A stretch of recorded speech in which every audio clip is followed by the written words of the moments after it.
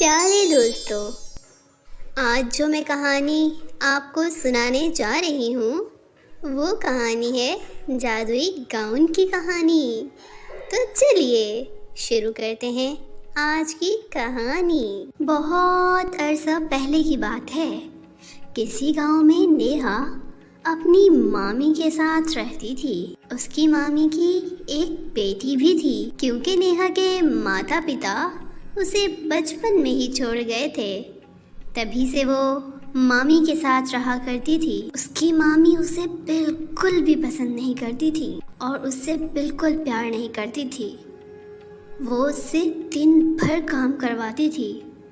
नेहा बहुत अच्छी और नेक सीरत थी। ओ नेहा, कहाँ मर गई? इधर आ। जब देखो अपने कमरे में ही घुसी रहती है। जी मामी, कहिए, आपने मुझे बुलाया? हाँ महारानी जी, ये बताने की जहमत कर सकती हैं आप इतनी देर से कमरे में क्या कर रही थी?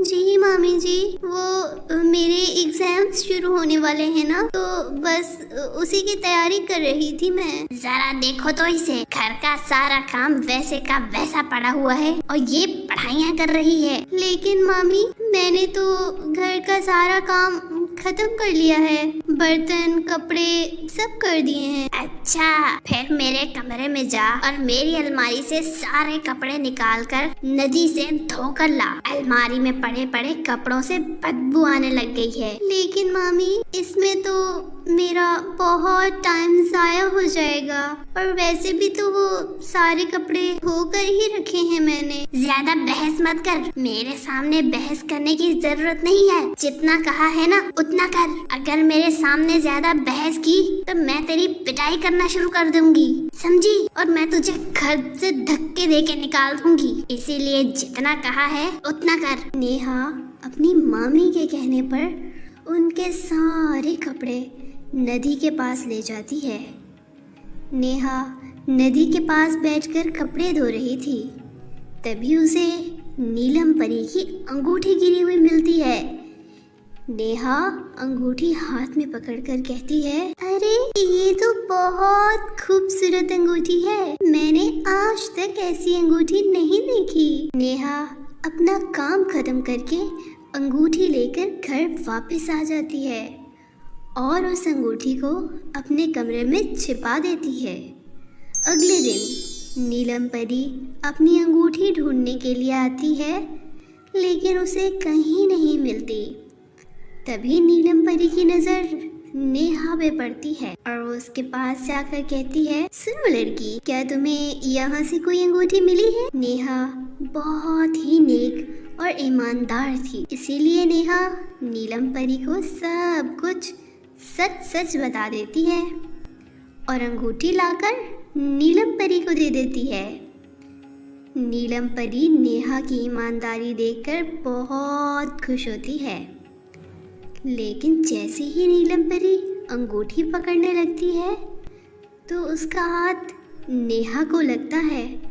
तो नीलम परी को नेहा के दुखी जीवन का सारा होता चल जाता। नेहा, तुम अगर चाहती तो ये अंगूठी बाजार में अच्छे दाम बेचकर बहुत कुछ खरीद सकती थी, लेकिन तुमने ऐसा बिल्कुल नहीं किया। मुझे तुम्हारी ईमानदारी से बहुत खुशी हुई है। मुझे तुम्हारी दुखी जीवन के बारे में भी सब पता चल गया है। मांगो, क्या मांगती हो मुझसे? परी जी, मुझे आपका ये गाउन बहुत अच्छा लग रहा है। क्या इस तरह का आप मुझे भी दे सकती हैं? मेरे पास तो पहनने के लिए कोई अच्छा ड्रेस भी नहीं है। हाँ नेहा, नहीं। तभी परी अपनी जादुई छड़ी से नेहा को एक गाउन देती है और कहती है, मुझे पता है तुम्हारे पास हर चीज की कमी है, लेकिन ये गाउन तुम्हारी बहुत मदद करेगा, क्योंकि ये कोई आम गाउन नहीं है, बल्कि अब ये एक जादुई गाउन बन चुका है। इस गाउन से जो दिल चाहे मांग लेना, वो फौरन मिल जाएगा। अब तुम खुशी से घर जा सकती हो।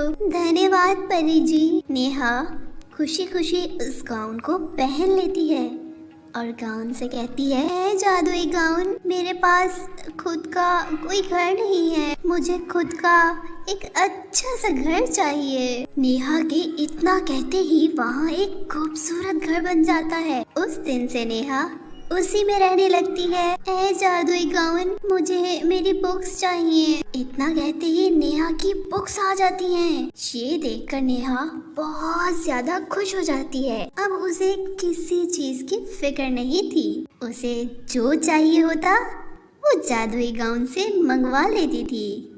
नेहा अब आराम से अपने आगे की पढ़ाई पूरी कर रही थी। नेहा को इतना खुश देखकर उसकी मामी की बेटी पिंकी मन ही मन में कहती है, कुछ तो गड़बड़ है। कल तक तो हमारे टुकड़ों पर पलने वाली लड़की आज इतनी ज्यादा अमीर कैसे हो गई, पता तो लगाना ही पड़ेगा। पिंकी घर जाकर अपनी माँ को सारी बात, अच्छा तो ये बात है, पता तो लगाना ही पड़ेगा और ये सब मैं आज रात को ही पता लगा लूंगी कि आखिर वो है कौन जो इसकी मदद कर रहा है। उसी रात पिंकी और उसकी माँ खिड़की से नेहा के घर झांकने लगते हैं।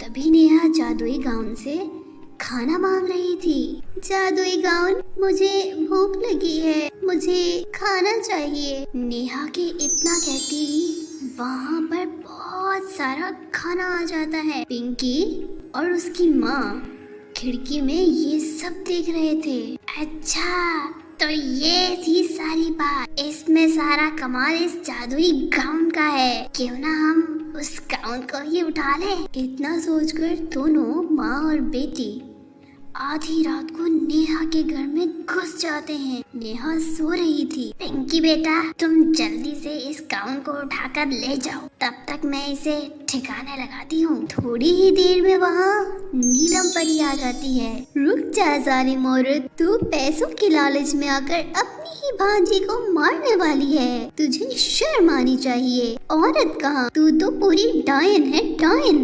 इतना कहकर नीलम परी अपनी जादुई छड़ी से उन दोनों को उल्टा लटका देती है। मैं तुम दोनों माँ और बेटी को जान से मार दूंगी। नहीं परी जी, आप ऐसा मत करो, इन्हें मत मारो। आखिर ये मेरी मामी और मेरी बहन है, छोड़ दीजिए आप इन्हें। ये जैसे भी हैं, आखिर हैं तो मेरे अपने ही ना। मैं आपसे मिन्नत करती हूँ, आप इन्हें आजाद कर दो। इनकी तरफ से मैं आपसे माफी मांगती हूँ।